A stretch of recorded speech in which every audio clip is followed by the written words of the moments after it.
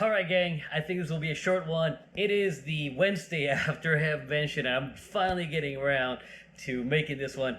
The scores, the things that I got at Hamvention this year, let's go over them and see what things I couldn't live without that I ended up buying and some that I just received. Without further ado, the scores of Hamvention 2023. Let's go. Let's start with the easy stuff, the stuff that's already out of the bag. Bam! That's 200 plus feet of 16 gauge wire that has Kevlar reinforcement.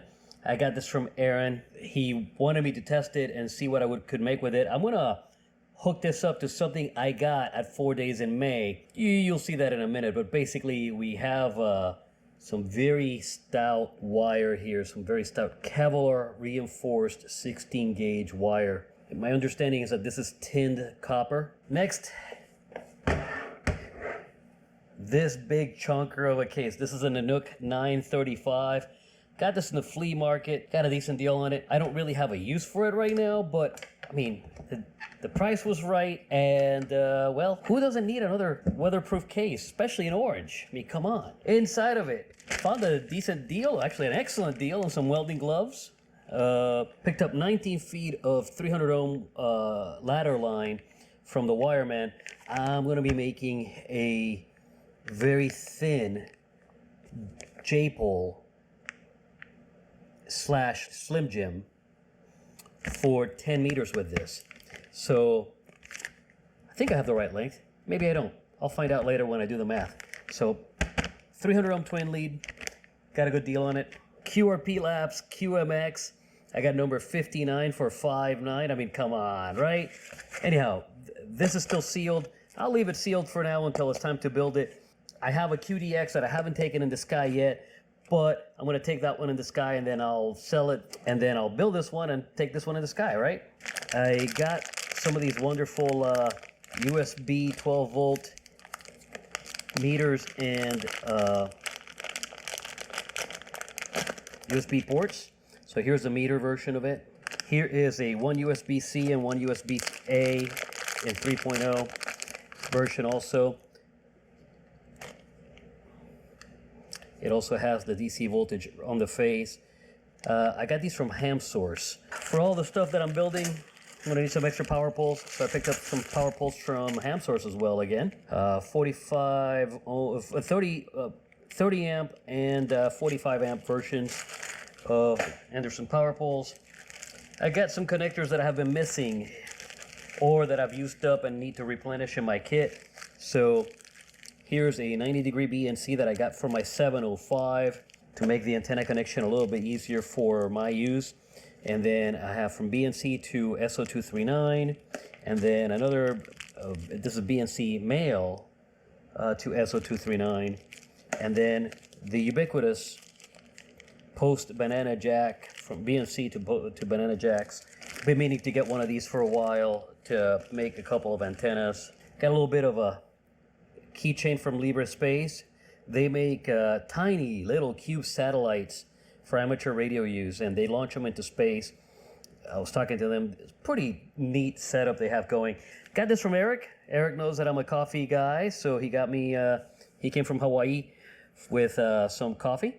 So thanks, Eric. Oh, so this came from the podcast that costs me money every time I listen, and I listen to it every time. Ham Radio Workbench podcast, Halibut Electronics has this kit, and it has obviously everything you need to make a common mode choke test rig for your Nano VNA.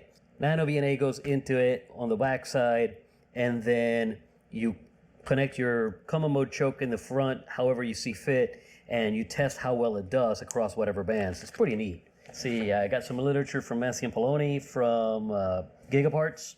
You put that over there. The Hamvention brochure.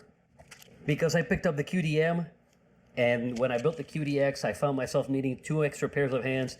These are going to come in handy. QRP has these kits where basically you sandwich your toroid in there and you clamp it to a bench, and then you have both of your hands available to wind toroids. Super, super handy, neat stuff. Got a wire winder from Sparkplug Gear, And we talked about this a minute ago. Here is the spark plug gear transformer, and it looks, you know, if you're old enough to know what a spark plug looks like, it looks a lot like a spark plug, and it's just pretty. He builds these things really pretty, really well. I'm going to use the antenna wire over there on this, and I'm going to see how well it does, and then I'm going to even take it in the sky depending on how well that antenna wire does on the ground. I need something that kind of spools out on its own. It's kind of silky.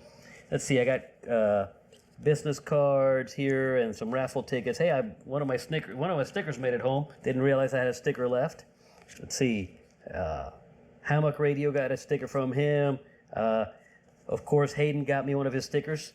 ARDC, I got one of their stickers. Got a business card from Vince and from Ham Radio Adventure Guy. Everybody was there. Got my QSL card from Tank Radio. Frank gave me this QSL card at the Troll Pub after he made contact Parachute Mobile on Saturday afternoon with me. I gave him his card then and there as well. If you haven't been to Dayton, you need to go to Dayton. This place, Victor's Taco Shop, is where I had dinner a couple of times. Delicious food. The rest of what's inside of the case is what came with this case. So there are dividers and pads and whatnot. So this is meant for a camera. I might actually use it for a camera. I don't know what I'll use it for right now, but it has a Velcro lining and then the pads. Now this is what I actually went to the show looking for. And K6ARK Adam got me this. I offered to pay for it, and he said, nope, it's a present, and I appreciate it, Adam. This is a 2-meter amp. I recently picked up my father-in-law's old pickup truck. When he died, I went ahead and bought his truck, and it's a beater with a heater, as they say. And what I'm going to do is I'm going to set it up with an amp inside. Hopefully this one works. We'll find out sometime soon, I hope. I'm going to put my 705 in a bracket so that I can take it out of that truck and put it in my car and vice versa. So between the car and the truck, I'll also have another amp that I picked up at the DeKalb County Amateur Radio Club's Hamfest in Sandwich, Illinois. I picked up a 2-meter amp for my car there, and then Adam picked this one up for me at Hamvention.